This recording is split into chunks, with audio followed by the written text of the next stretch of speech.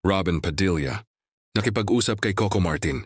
Malapit na nga bang sumabak sa FPJ's Batang Quiapo?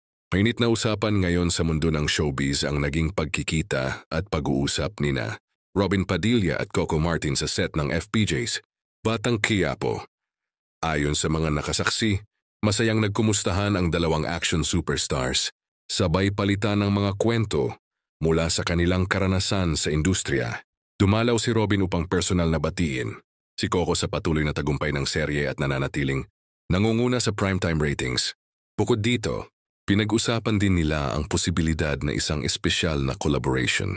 At usap-usapan na maaring ito'y sa mismong Batang Quiapo. May mga chismis na posibleng lumabas. Si Robin bilang isang misteryosong karakter na may matinding koneksyon sa nakaraan ni Tanggol. Kung matutuloy, tiyak na mas lalakas ang elementong aksyon at drama sa serye, lalo na't kilala si Robin sa kanyang intense na pagganap sa mga action roles. Bagamat wala pang opisyal na kumpirmasyon mula sa kampo ng dalawang aktor o ng ABS-CBN, marami na ang nai-excite sa ideya na magsama sa iisang proyekto ang dalawang haligi ng aksyon. Para sa mga fans, ito ay magiging isang makasaysayang tambalan na siguradong magpapaigting pa sa kwento ng FPJ's Batang Quiapo.